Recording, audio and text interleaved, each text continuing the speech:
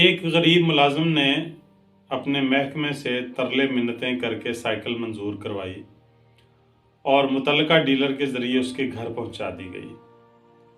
Cycle ویسے تو اچھی تھی لیکن اس کے پیچھے کیریئر نہیں تھا۔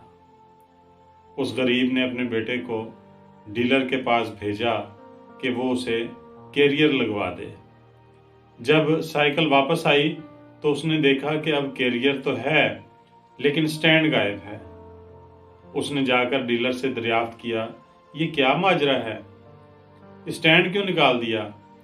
ڈیلر نے جواب دیا، صاحب جی، سرکار کی مستقل نوکری میں ایک چیز مل سکتی ہے، یا کیریئر یا سٹینڈ۔ اگر سٹینڈ لوگے تو کیریئر ختم ہو جائے گا، اور اگر کیریئر بنانا ہے تو کبھی سٹینڈ مت لینا۔ ناظرین، یہ واقعہ تمام ایسے لوگوں کے نام جو کسی بھی سرکار کے نوکر ہیں۔ کہتے ہیں کہ سرکاری نوکری اور رن مریدی ایک جیسی ہوتی ہے، بندہ روتا بھی رہتا ہے اور کرتا بھی رہتا ہے۔ ایک اور واقعہ سنیے۔ کسی کمپنی میں ایک غیر شادی شدہ آدمی ملازمت کے لیے پہنچا تو اسے اس وجہ سے جواب ہو گیا کہ وہ صرف شادی شدہ افراد کو ہی نوکری دیتے ہیں۔ اس نے افسر سے پوچھا، آپ شادی شدہ افراد کو ہی کیوں ملازمت پر رکھتے ہیں؟ افسر نے جواب دیا، اس لیے کہ ان میں بے عزتی برداشت کرنے کی صلاحیت بھی ہوتی ہے اور گھر جانے کی بھی جلدی نہیں ہوتی۔ دوستو، میں سمجھتا ہوں کہ صرف ٹیکنیک سمجھنے کی ضرورت ہے۔ جسے نوکری کی تک ٹیکنیک سمجھ آ جائے اور اسے نوکری راس بھی آ جائے تو اس سے بڑا سوکھا آدمی کوئی نہیں ہوتا۔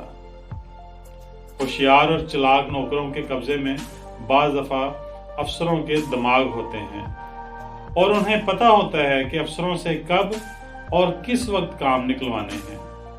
نوکری بھی ایک طرح کا فن ہے اور فنکار نوکر ایسے بڑے بڑے کام کر جاتے ہیں جو بعض اوقات مالکوں یا افسروں کے بس کی بات نہیں ہوتی۔ ایک محاورہ عام مستعمل ہے کہ نوکر کی تے نخرہ کی، لیکن میں اس محاورے کو یوں دیکھتا ہوں کہ شوہر کی تے نخرہ کی، کیونکہ آج کل بہت سے نوکر بھی نخرے کرتے ہیں مگر شوہر بیچارہ نخرہ کر ہی نہیں سکتا، بلکہ وہ زوجہ ماجدہ کے ہی نخرے پورے کرتا رہتا ہے۔ میرے نزدیک شوہر ایک ایسا سرکاری نوکر ہوتا ہے جسے اپنی سرکار کی طرف سے کسی بھی قسم کی کوئی سہولت نہیں ملتی، بلکہ اسے اپنی سرکار کو سہولتیں دینا پڑتی ہیں، اور اسے اپنی سرکار کو ہر وہ سہولت دینا پڑتی ہے جو دنیا کی کوئی گورنمنٹ اپنے امپلائیز کو کبھی نہیں دیتی۔ شوہر نہ ہی اپنی سرکار سے تاحیات کسی تنخواہ، گریجویٹی یا پینشن کا حقدار ہے اور نہ ہی کسی قسم کے الاؤنس کا مطالبہ کر سکتا ہے، بلکہ اسے الٹے اپنی سرکار کے مطالبات ماننا پڑتے ہیں۔ امید ہے آپ کو ہماری آج کی بات نہ صرف پسند آئی ہوگی بلکہ سمجھ بھی آ گئی ہوگی۔ مزید باتیں سمجھنے کے لیے ہمارے چینل حکمت برین سے جڑے رہیں۔ اللہ حافظ۔